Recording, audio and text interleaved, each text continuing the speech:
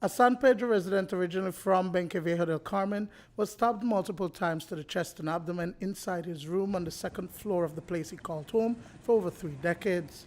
50-year-old Carlos Valdes was knifed to death by a younger man who he referred to as his cousin at the residence on Caribeña Street in the heart of the island. It occurred around 7:30 on Friday night, and within minutes the suspect was detained with the murder weapon in hand as a result of quick response from an off-duty police officer who resides at the house. When I arrived at the scene, there was an individual who was already detained by a police officer who was off duty, and inspection of the room led to the discovery of a male person wearing a short pants without shirt, lying in a face-up position on top of a bed with multiple stab wounds to the stomach and the chest area. Now, what do you guys understand happened? That is what we are trying to investigate, because there was no sort of confrontation heard within the room. It is just that a scream was heard, and as a result, other persons living inside the building and heard the screaming run out, and that is when they saw that the gentleman was bleeding inside the room. The responding officer, along with Elvin Trujillo, subdued the suspect, who has since been identified as Gilbert Chanek. Trujillo says that he spoke with Valdes minutes before the incident occurred. Como a la media hora, yo oí un ruido.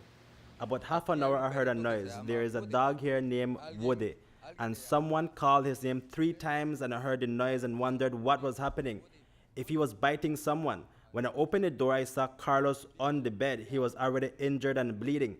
I imagined that it was my nephew that did something again. I came out running and saw my niece's husband, Campus, who is a policeman, struggling with him at the door because he wanted to escape. I helped Campus detain my nephew, and we caught him here at the door. According to Trujillo, Chanek was once committed as a mental patient, having stabbed his grandmother multiple times some years ago. She survived the ordeal, but Trujillo says his nephew was recently released from the facility located in Corozal and was staying at the house in San Pedro, sleeping in the sofa. Él estaba enfermo, él estaba recluido en una clínica allá en Corozal. He is sick. He was detained in a clinic in Corozal, but I don't know the name of the clinic. It's been about 2 months since he left and he came here. He would go around sleeping across the town because his mother abandoned him because she didn't care about him. But my mother is his grandmother and took care of him and takes him as her own. She didn't like how he was suffering because she knows that we didn't care about him because he did the same thing to my mom, but couldn't kill her. He couldn't kill her, but my mom thought he needed another opportunity. But what could have motivated the murder is unknown. Would this be consistent with a crime not so much of opportunity as we would talk about a robbery or something like that? Clearly there was no forced entry. So might it be a crime of passion? I don't think so. No, there's no indication to, or the investigation is leading to that or something like that. No, none at all. Sir, you didn't receive any kind of report from the family that this guy has been suffering with mental illness for a while? No, we don't have. There is nothing to substantiate that fact.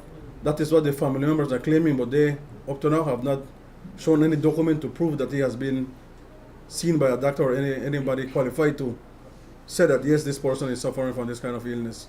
On Sunday, Chanek was formally charged with murder in San Pedro. In the hours after the murder, Trujillo requested that he be incarcerated for the crime because Valdes didn't deserve to be killed like that.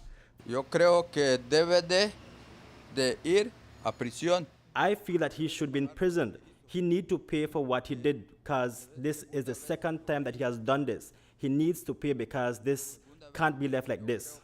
Era una bella persona y que no se merecía esta muerte, no se la merecía. He was a beautiful person, and he didn't deserve to be killed like this.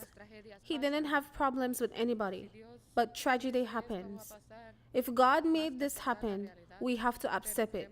But we sympathize with his family and want them to know that a great part of our heart has taken from us and all of the family is mourning.